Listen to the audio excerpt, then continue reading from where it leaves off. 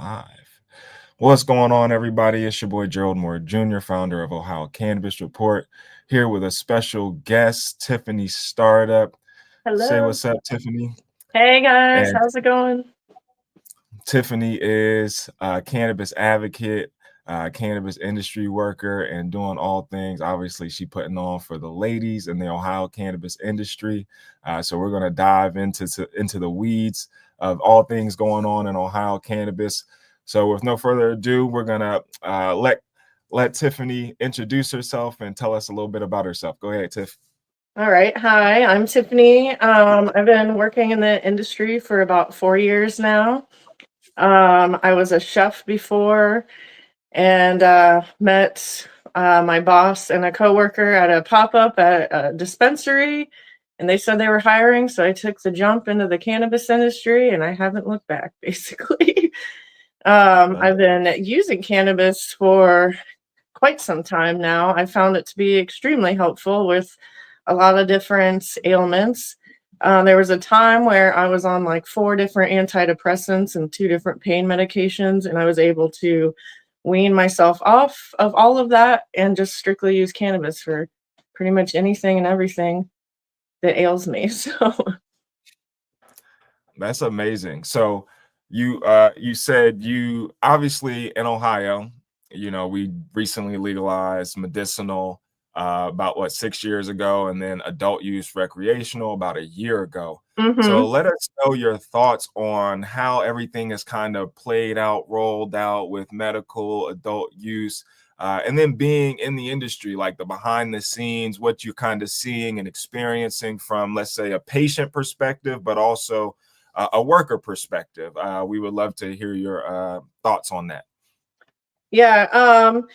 When I got my medical card, it was like 2020, like the summer of 2020. So things were a little different. Nobody was allowed to go inside of dispensaries. We were like ordering out of our cars. It felt very odd. It was kind of really difficult to navigate the program, trying to figure out the day system. But I kind of just dived in and did my own research and then realized like other people were having problems. So I've helped, try to help other people figure out the system as well. Um, as far as going into rec, I think it's been a little interesting transition there. As far as from like a worker perspective, I mean, it's been kind of crazy to see how quickly everything kind of exploded and how busy we've gotten. And then, there's a lot of different challenges in the industry. Where I work for a standalone processor, so we don't have a grow. So we've had to rely on buying biomass from other companies. And, sometimes people don't want to let go or they're using their own processing. So it's been a little tricky trying to navigate that, but we always seem to figure it out. I feel pretty lucky to work where I do. I have a really good, strong team. Everyone's very passionate there, and we try to take care of each other, try to follow all the crazy rules in the industry, but we really do put patients first, I feel like. And we really want to make sure people have good product and that they know what's in their product and things like that. Yeah. So, speaking on that, obviously, cannabis has been around for thousands of years, but we live in a country that obviously has criminalized it. Uh, were you a partaker pre adult use and med, and what was it like navigating life having to live kind of like in the closet? Because I feel like, obviously you have newcomers, right? You have people that it's legal, so now people are like, well, it's legal, I'll try it. But you also have those people who have been on the legacy market, who have been underground and kind of been tiptoeing. How would you say your experience was pre-legalization in Ohio? It's definitely pretty tricky. I had my go-to people that I would go to get when I needed, all locally grown. Those people are still killing it in the industry and still doing a good job. I think with that, like, I might be jumping ahead here, but I think that's what we really need is to be able to support our legacy market, because without them, we wouldn't even be here talking about this stuff, really. So I think it's important from a law standpoint, I guess, and I don't know a whole lot about politics. I'm just kind of getting into all this myself. So, Mhm. bear with me on all that. But I think it's really important to support our legacy market and let them have an opportunity to, legally be able to sell to people. Like, it should be my choice if I want to go and buy something that's tested or not. It's just like going to a farmer's market, kind of the same ordeal. So it'd be nice to see if they can somehow make it to where people can obtain a license, maybe, or maybe they're allowed to, like, at my job, like, maybe we should be allowed to be able to purchase from one of these small grows and then test it, that way, bring it into the system, since they want everything tracked and everything. I mean, it's going to be, I don't even know how that would look if you're trying to make all the legacy market track everything. I don't even know how that would work, but maybe letting the people who are already established purchase from those people and then, get it into the market that way. I don't know. Right. Yeah, I mean, that's a great idea. But I think too, like you hit a great point. Like I think it'll be nearly impossible, right, to track everybody's grow. I mean, even with home grow, right? We have, with the laws that we have, adults can have up to 6 plants. If you have 2 adults in the household, you can have up to 12. But like, how would you possibly track that? And then most adults, I mean, even everybody doesn't know the laws, right? So I feel like there's so much paperwork, so much, like, what are you going to expect people to tag their own product? Yeah, So it's kind of convoluted, right? right, But thanks for sharing that, because I feel like, oftentimes uh, we've jumped so fast into legalization and we kind of leave behind the legacy market. And it's like, well, either you're able to get in on the, adult use recreational side, or you're still left to be on the legacy market. right, And, again, we don't have dispensaries everywhere. So everybody still doesn't have access to, tested, regulated product. There's still issues with, the industry, but also you got people up in Toledo that can go right to Michigan, right? So right. there's still a lot of room in the industry, I believe. Where are you seeing, I would say, Ohio's cannabis industry, let's say in the next 5 to 10 years, when it comes to like the laws and regulation and our growth?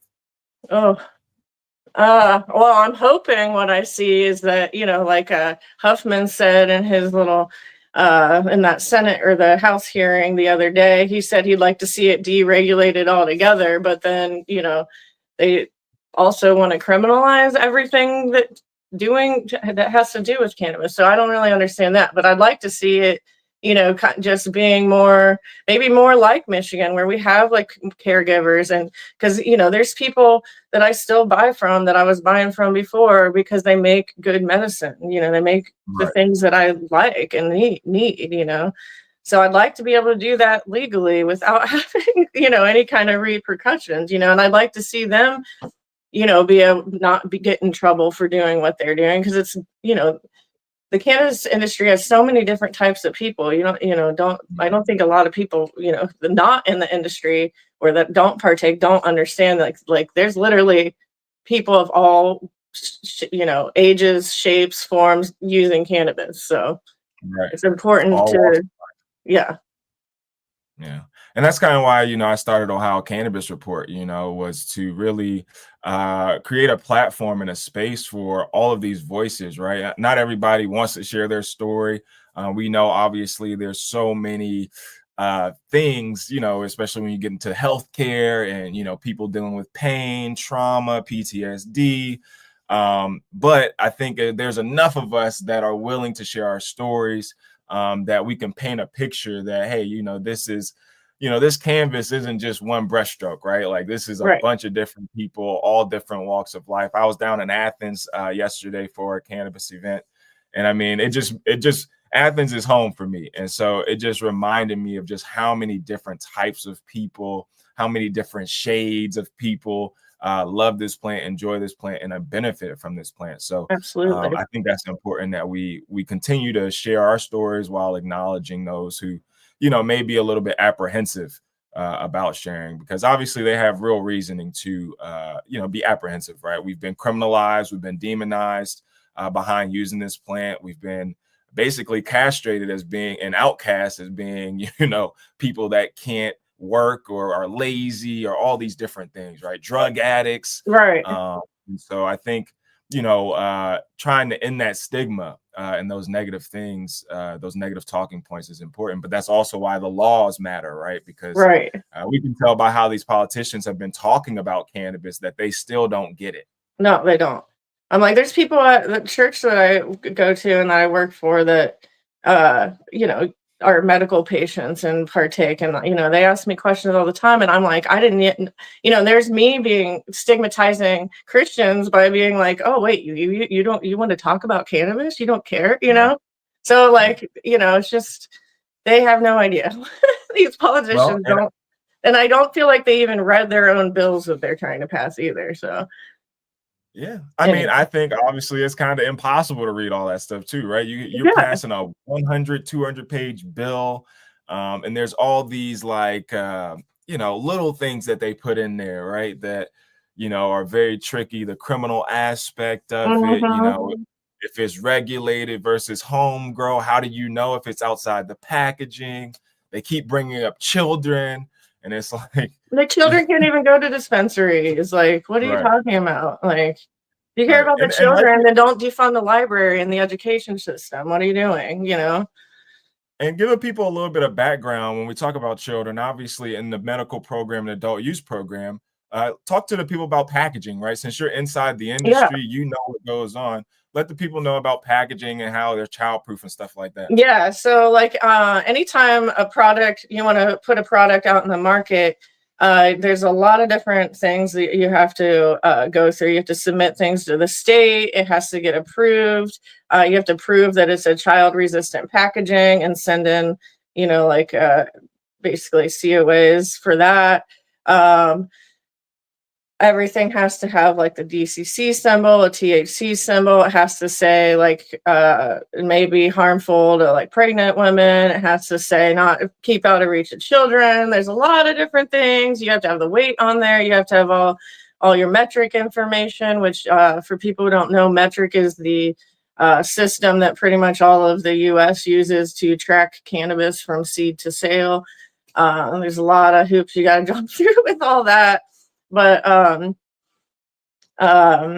yeah, so there's a lot of different rules and regulations you have to follow that the state puts forth. You know, the thing with that too is though that's hard to navigate on its own. Even working in the industry, trying to find the exact information and how often they're trying to make these little changes. I mean, the websites are not updated all the time, and you basically just have to go through the code and like figure it out that way. So, Wow. there's definitely room for improvement there. Right. Yeah, and an infrastructure. But anyway, yeah. But as far as the packaging, we are not trying to, you know, we don't want kids to have our So, products. We want it to be for who it's supposed to be for. You're not trying to make things for kids basically. right. And there's a lot of uh safeguards in place. We have to have everything tested too, sent out to a lab, and everything has to be tested for microbials and potency and terpenes, different cannabinoids, all kinds of things like that before it can even go into the market. So Mhm. Love that. Yeah. So, I mean, again, the adult use market, the recreational or medical market, they also don't use packaging that entices children through correct. like using, I guess, Mario or a kid-friendly thing. So, a lot of the conversation, again, when we're listening to the politicians, they're constantly bringing this up. And even on the legacy market, you might see one or two every blue moon of a Lucky Charms symbolic thing. But I think for the most part, I've been to enough events where you don't see packaging and things Right. that are trying to entice kids. Most of the events, 21 and up. You know what I mean? I think we're all kind of adults, and the more that Right. we've been out, it's like everybody's not trying to get super stoned, right? Like you have edibles, you have tinctures, you have transdermal patches, you have Right. lotion. So there's such a bandwidth of people that use cannabis. You're gonna have your younger people that may love the party atmosphere and a lot of weed, but then you're also gonna have your older adults who are family folks, have kids, Correct. professionals who are going to use it, understanding micro dosing and things. I think the biggest thing we have to focus on is education, right? Education, education, education. Because even our children, a lot of times we were all young at one point, right? You're going to try something because they're Absolutely. telling you not to do it, right? Absolutely. You're gonna find a way no matter what. No matter what you do, like their kids are still gonna find a way, to do what they want to Right. do. But it's about, like you said, about educating and making sure they, what happens if if you ingest something, and making sure that it's coming from a reliable source. I think, there are issues with some of these different things that are sold at gas stations and stuff, but I don't use those, so I don't really know much about them, to be quite honest. So Right. Yeah, and that's a big thing that they have. That's another bill. I think it's like HB 198 that they're yeah, talking about intoxicating hemp, which again is an issue. But we also know a lot of this stuff is synthetic and it's not even coming from America, right? Like right, it's coming from, they've been saying China and outside. I mean, we have hemp growers in Ohio that would love to grow full spectrum hemp, great quality hemp, farmers. And so absolutely. we've connected with a lot of those folks who said, I think at one point, I think we had like 70 to 100 hemp farmers. And I believe we're down to like 7 or something because the state really hasn't supported the hemp products. And actually, I'm going to do a little unsolicited Nice. shout out to our guys over at App Girls Cannabis. They got this product, 25 milligram THC. So they're one of the hemp I've been wanting to programs try those. and companies. Well, we'll link up after this, and you'll be one of my giveaways. So All right, give them. cool. And so yeah, it's great. I love it. I met them yesterday at the Athens County. So yeah, we have a lot of work to do in supporting the whole cannabis industry again. Absolutely. And so you mentioned something in the last topic about religion, or Christianity and cannabis, and that's Mhm. something that I believe we have to talk about too, because it's a huge topic. Obviously, obviously you had the Christian church, religion, whether it's Catholics or Baptists, and there's been these narratives, right? The devil's lettuce, or cannabis is this, or cannabis is the, bad. Tell us a little bit about your perspective. I would say religion, Christianity, cannabis, how it helps you maybe with your spiritual walk and finding yourself. Let us know a little bit about that if you want All to. right. Yeah, so I feel like cannabis has really helped me with my spiritual walk, actually, because I feel like, one thing that cannabis has done for me is really help slow my brain down and really just accept things for like how they are in the moment. And I think that's a big part of, spirituality and like your spiritual condition. Like, what are you putting in to be able to give out? You got to put the good in to get the good out. So, and I look at cannabis as being good, and like, God gave us this plant and gave us our endocannabinoid system. Like, we're supposed to have it. And I even think, I've looked, I can't quote any specific studies or readings or anything, but I have read that, they might even say that cannabis is part of like the anointing oil, in the Bible. And like there's, a term cannabusa in the like old Hebrew text, like that maybe may be referring to cannabis. So I think, Right. I think there has been a shift. I think people, now that things are like legalized and like there's the medical program, I think people are starting to realize like, hey, maybe it's not all just like hippies and, F the world, with Right. cannabis. It's not like, it's Mhm. a very grounding experience for me. And it just Yeah. helps me just feel more connected to the universe and one with God, really. I love that. I love that. And let us, when it comes to, I guess, talking about cannabis to, let's say, Christian folks who may be putting their toe in it a little bit, how has that transition? What's that conversation like? Just for other people, because I think, obviously you have your more conservative Christians, you have your more open, and Right. obviously you have a lot of different religious sects out there as well. So let people know how, you may introduce that topic to folks. I haven't really been the one to like come forward and try to talk to people, but Okay. once people find out that I'm like in the industry and like involved, they come to me with a lot of questions. Like, and I think, Okay. it comes down to education again. Like the questions they have are like, how much am I supposed to use or take? And like, does this really help? And, because I had back surgery in 2021, I had a fusion.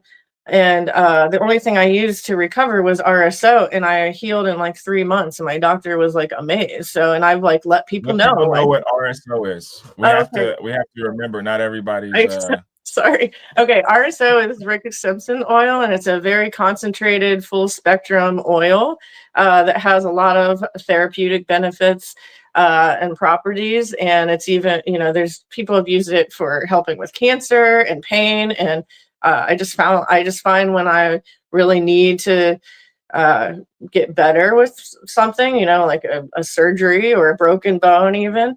It really helps pain, and it helps you recover a lot better. And it's like, I can't take opiates, they make me very sick and itchy. Plus, we have a epidemic with that right now too. So and I just find that it doesn't, it doesn't mess you up the same way. Yeah, of right, course you're going to feel high or whatever, but it's not unmanageable. right. Yeah, and let people know like kind of what high feels like, right? Because I think a lot of people like we have this like people think you get high and you just lose your mind, right? Like off of weed. Yeah. And it's like you can focus on cannabis, right? People consume cannabis and they can actually focus, go work out, be around family, friends, kids, and Mhm. there's not this distinct difference of let people know what that's like. Yeah, I think, cannabis is really easy to, like, as far as like smoking or vaping, it's really easy to control how much you're using, because you'll start to feel a little different. You can stop there, and then you can, still have all the benefits. If you want to take it a little farther, you can. But being high isn't like, it's not like being drunk or anything like that. Like, Right, it's just more like just feeling more relaxed. Feeling more in tune, feeling just a little more carefree, and uh, just more, pain. You can kind of feel your like a sensation of pain relief come over you. right. Um, Relaxation. yeah, relaxation. It can really help. Certain strains are helpful in different ways, but some are very helpful for like focusing. So like if you had like ADD, I feel like there's certain strains that you could be using for that instead of having to take like Adderall or something, because Right. there's all kinds of different components of the plant. But and then there's like nighttime weed, which I like to take RSO at night, an indica RSO, because it helps me sleep. I have really bad insomnia. If I don't have something, like, then I got to take, the prescription meds that I don't want to take with all the side effects. There's not as Right. many I haven't had any negative side effects really from cannabis, other than like, if you take too many edibles, it can be an experience for sure. But you're not gonna want to go anywhere. You're just gonna be like couch locked, basically. You're not trying to go drive a car or commit a Right. crime or anything when you're hot. Right. Like, that's just not how it goes. Like, you just want to be relaxed and watch something or listen to music or play music, be creative. I don't know. That's how it Yeah. is for me, at least. Yeah. No, I love that. I love that. I think it's just important that we humanize things, right? We Right. humanize ourselves again of this. There's just been obviously it was a war against, they said a war on drugs, but at the end of the day, it was a war on people, a war on communities. And so that stigma has, permeated throughout society. And, if you walk around smelling like weed, it's an assumption, right? Or, you talk about it, everybody just assumes you're a drug dealer or something and you're pushing not just weed, but cocaine, Right. ecstasy. And it's like, no, everybody that's in the cannabis industry, not everybody wants other things. Maybe this is the one thing. Gateway drug, cannabis being a gateway drug. And I would think cannabis is a gateway drug out of other drugs. Um, Absolutely. so Absolutely. I um, mean, I used to drink, like, get like blackout drunk every night at one point in my life. And like, I wasn't really using cannabis then. And I had quit everything, got sober from everything for a couple years. And then that's when I, got off all the antidepressants and stuff, because I was like, I don't like this, and got back right. into cannabis. But like, I think alcohol is a gateway drug, not cannabis, personally. Yeah. Because Yeah, I for would have sure. not And, tried half the things I tried in life if I hadn't have been drunk. So you and just me both. keeping it real, man. We appreciate you. We appreciate you. So going on to that, let me think. So there's been so much movement in the cannabis industry. Obviously, I think we're at an inflection point where, you know, we can go one or two ways, right? We can go back to the old way, or we can proceed to, you know, create a new way. What are some maybe ideas or some thoughts maybe to get more community involvement, community action, and awareness, so people feel like they can be more, I guess, public with it, right? Because we're still new, right? So Right, being public absolutely. about cannabis, talking about it, a lot of people are still afraid to mention it publicly because of jobs, right? People are still able to get drug tested and lose jobs. That's another part That's of very true. HB 160, that they're trying to change the laws, that if you fail a drug test, that you can be fired without receiving unemployment. So that's another huge thing about HB 160. So let people know just some of your thoughts about, you know, education, awareness, but also sharing their stories, and helping other people. Well, I think, there's definitely resources out there right now that where you can share your story and meet people. I mean, there's like Medicate Ohio is a great website. Mhm. Uh, they love to hear from different people about their experiences. There's different, all kinds of different events going on. But as far as like getting out into the community, like next week, there's a thing at the library to help educate people about Town hall. these different bills that are going on.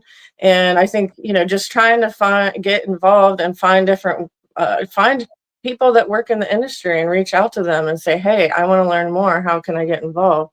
I think, for me, I've been toying with the idea of like trying to uh, put together some kind of like Christians in cannabis group where like people with the same kind of mindset can get together and talk, and like how can we educate other people that are Mhm. with those same kind of viewpoints, like about the Mhm. plant and how it can be helpful.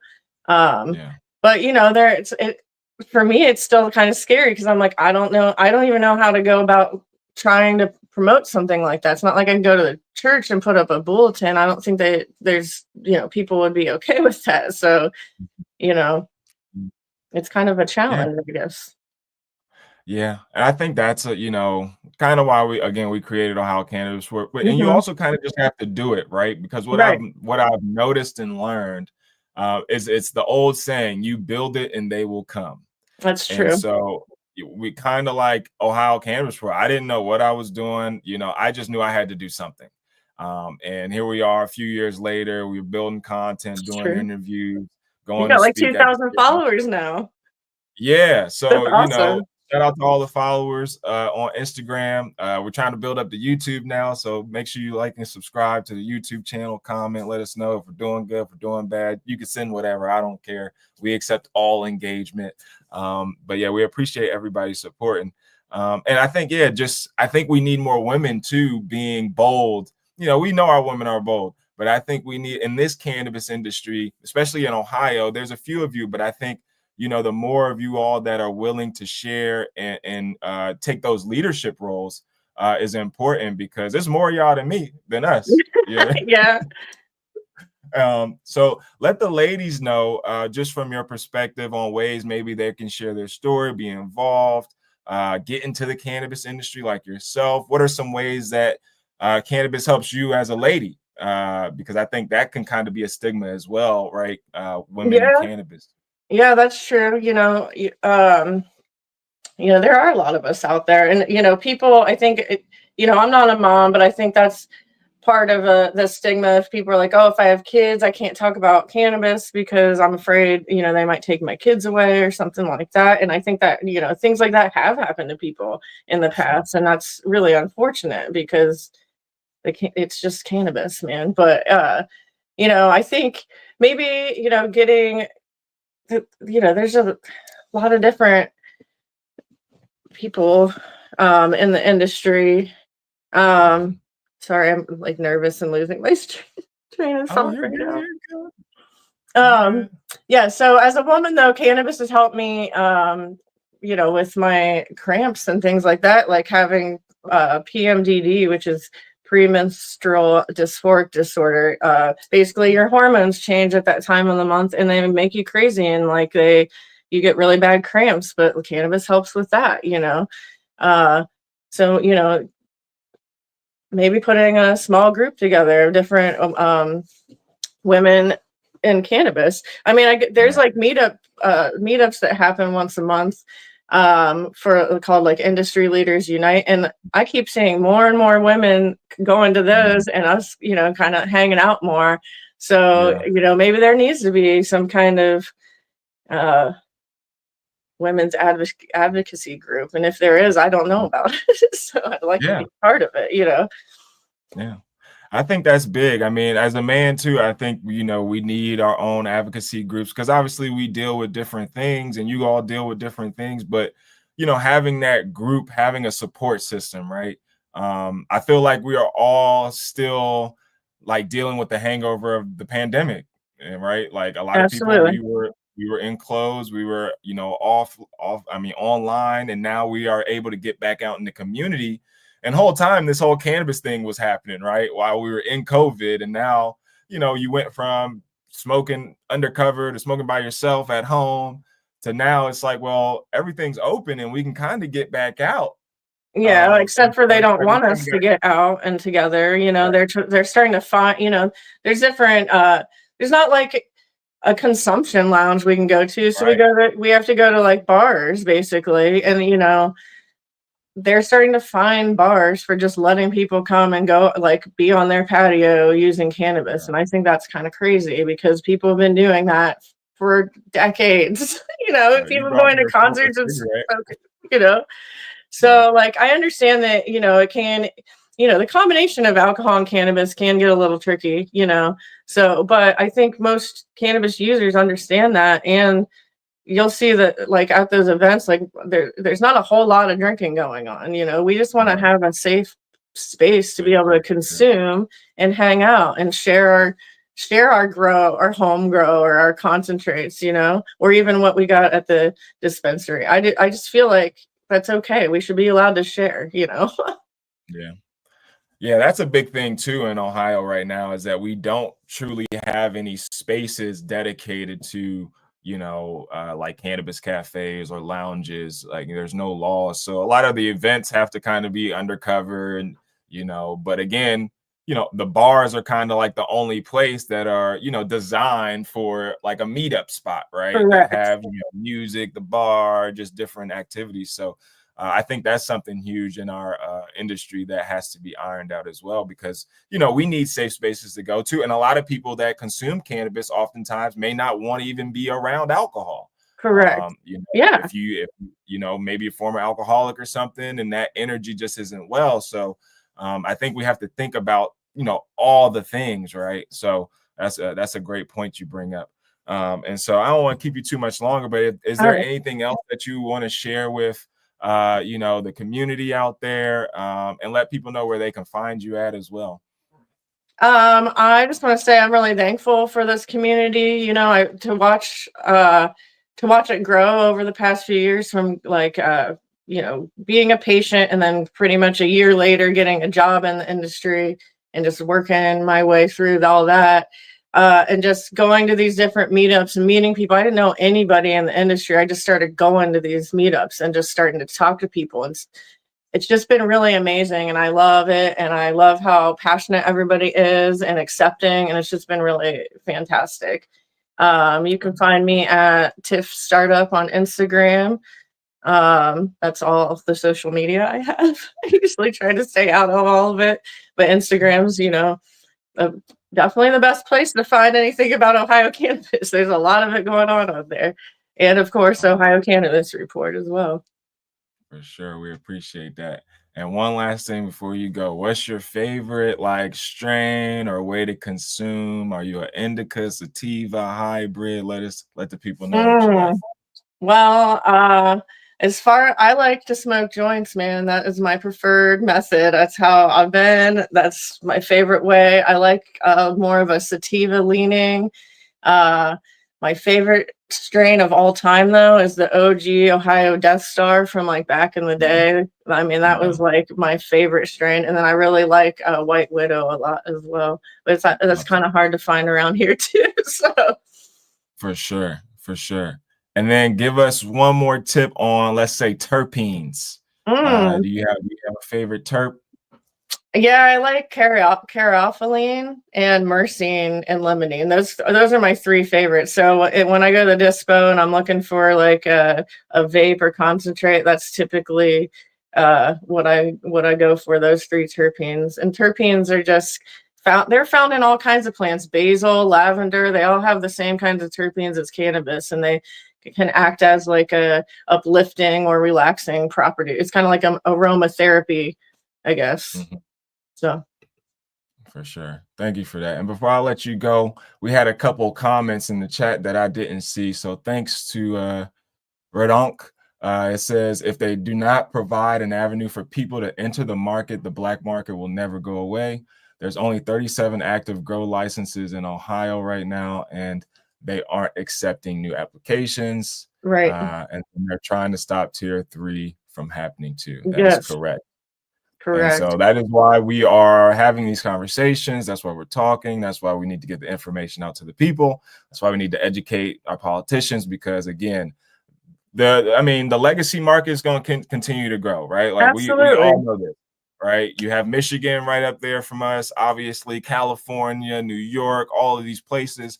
I mean, Ohio's the heart of it all, right? We Right. know the motion is here. We know there's tons of cannabis around, so people are going to have it. They're going to grow it. People are growing it now. So I don't think you're not going to be able to stop it. So you might as well let Accept people it. in, let people participate, because people do want to do the right thing. I Correct. believe the majority of folks want to participate. Majority of folks want to pay taxes. They don't want to get hit over the head with taxes, but Right. they do want to contribute to their communities. They do want to contribute quality product, and they do want to come above ground where they don't have to be behind the scenes and navigate this. So, again, that's why we have to be involved in the politics. You don't have to show up. I tell people it's better to show up, to show your face, look these politicians in their eyes. But you can write emails, you can email, or you can tweet them, you can make Instagram posts about them, you can go to Chat GPT and create something. Just do something. Absolutely. Doing something is better than doing nothing. So that's what I'll leave you guys with. We appreciate you guys supporting Ohio Cannabis Report. Please go follow Tiffany Startup on Instagram and show some love. And we thank you guys for tuning in. Thank We'll be back you. with another Ohio Cannabis Report conversation soon.